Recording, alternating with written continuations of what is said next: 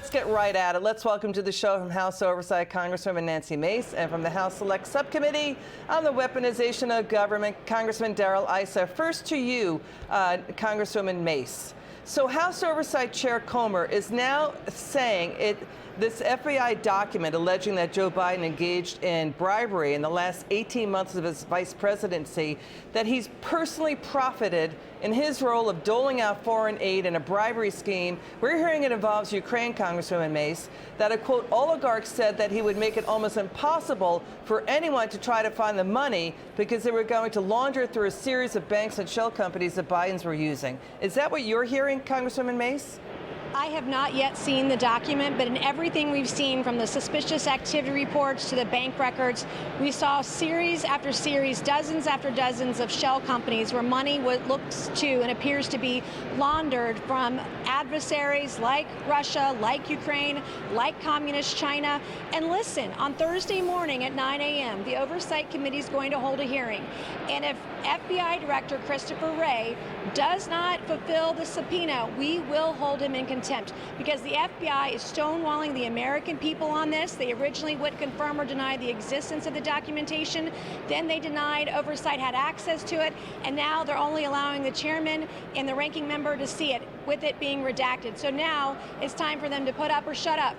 So what Congresswoman Mace said, Congressman Issa, now we're hearing it does involve Ukraine, an alleged $5 million bribery scheme.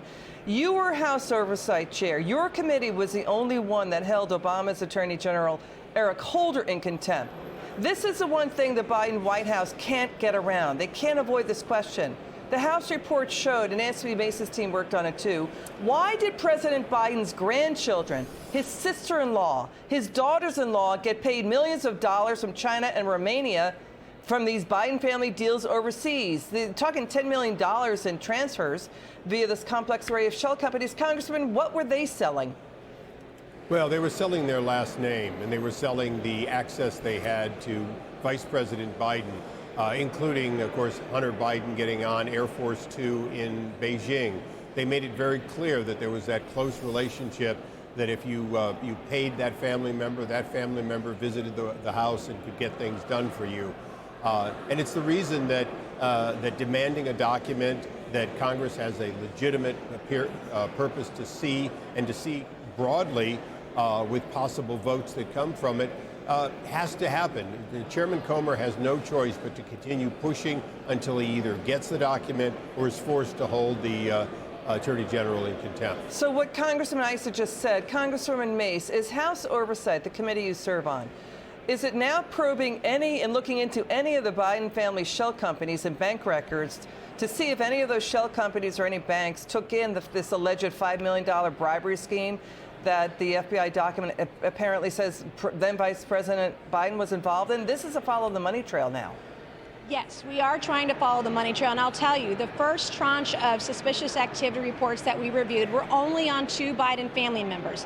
So whenever we uncover or overturn a stone here, there's more to investigate, including following the paper trail and the money trail with the alleged $5 million bribery scheme.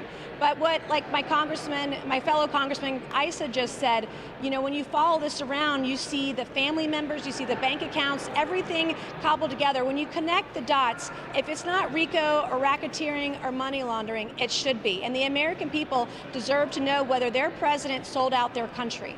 So so what Congresswoman Mace just said, Congressman Issa, now the question is, which of the Biden family shell companies would have taken in this alleged bribery money? Again, this is an allegation. Is it Rosemont Seneca? Is it Hunter Biden's Robinson Walker LLC shell? Because Congressman Issa, the House report says a company in Romania started depositing funds, eventually totaling more than $3 million, into Hunter Biden's Robinson Walker LLC account just about 5 weeks after Romania's president met with then Vice President Biden in D.C. Well, these aren't coincidences. And of course, to get a criminal act, and certainly to get what the American people need to see, you only need to have an agreement to do something and various actions that occurred. And all of those are in plain sight. These transactions that include millions of dollars to family members. Obviously, Congress has a demand out to get more details, But at the end of the day, the American people are beginning to understand that if your last name was connected with Joe Biden while he was vice president, money flowed from the very foreign countries that he had gotten authority over to those family members. That is undeniable. So, the push to discredit this, Congressman Mace, it looks like Congressman Comer is saying that this document has footnotes dating to 2017 on it, that the FBI has had this in its possession for about 6-7 years. And, James Comer is saying that at the time, Hillary Clinton was more than likely going to be president. Vice President Biden was not the favored choice. He was trying to make money off his last year and a half of the vice presidency. That's right. No, that's absolutely right. And you look back and you see the DOJ, the FBI, they didn't lift a single finger to investigate corruption. And they want to hold Republicans to one standard and hold themselves entirely to another. And the American people deserve to have their questions answered. They deserve the truth. They deserve accountability. They deserve transparency. And they ought to know what was really going on behind closed doors. We have the White House revolving door of Hunter Biden's colleagues and clients coming through the White House when Biden was vice president and president today. We have pictures and video of Hunter Biden on the airplanes as he was visiting communist China and other locations around the world. They didn't hire Hunter Biden for his brains. They hired him for the access that his name gave him, including, Liz, as you mentioned, a grandchild, nieces and nephews, a current wife, an ex-wife, a brother, and a son, and they weren't registered foreign agents. There was no business for them to have this kind of money, and the American people ought to know what's going on. So, final question to Congressman Issa. The American people do deserve transparency on this, but the push to discredit this, Congressman, before America can see the charges. So now the new line is it's not Russian disinformation, it's not Rudy Giuliani information, but Rudy Giuliani was the one who first brought forward the Hunter Biden laptop story. How did that turn out? You know what I mean? So we've got Democrat Jamie Raskin claiming that then AG William Barr dropped these allegations. Is that true? Well, it's very clear that the FBI has been complicit in this. Dead ends occurred repeatedly, but that doesn't mean that, in fact, they were cleared. It simply means that there are two, as Congresswoman May says, there are two different standards. The standard that the American people expect is the one that Congress is now working toward, which is a level of transparency, and let the American people decide for themselves. Got it. Congresswoman Nancy Mace and Congressman Darrell Issa, thanks for joining us.